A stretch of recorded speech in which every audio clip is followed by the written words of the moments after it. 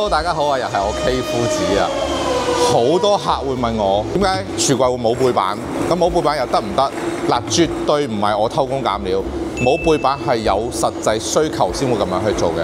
嗱，我哋望一望嗰組櫃，我哋嗰度有組櫃咧就係冇背板嘅，望一望先。呢一組櫃咧就係冇背板噶啦。首先佢嘅結構性一定冇問題先，係咪？組櫃係唔會冧嘅。咁啊，上面咧會擺石面，擺咗石面之後，嗰個石都好重啊嘛，佢嘅承重一樣都冇問題。好咯，點解我哋冇背板啊？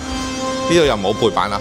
真係唔係偷工減料，因為我哋喺櫥櫃後面或者廁所櫃後面咧，會牆身入面會行咗好多喉，又或者有啲喉會出翻嚟，譬如你嘅星盆去水喉，係啦，洗面盆去水喉，跟住你嘅冷熱水，係啦。如果你有個背板嘅話，個背板會戒到爛晒嘅，係好核突嘅，戒到爛晒。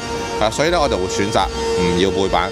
但係裝冇背板嘅櫥櫃或者廁櫃嗰陣時，大家一定要留意翻一啲小嘅細節位，就係當呢一個位置個組櫃同牆身碰埋一齊嗰陣時咧，呢條罅記得收翻膠。如果唔係，日後有機會譬如潮濕啦、有水啦，或者係你即星盆底度可能滴水啦，或者諸如此類嗰啲問題啦，啲水就會經過呢度流落去你個櫃嘅後面，跟住從而咧就浸住你咗個櫃啦。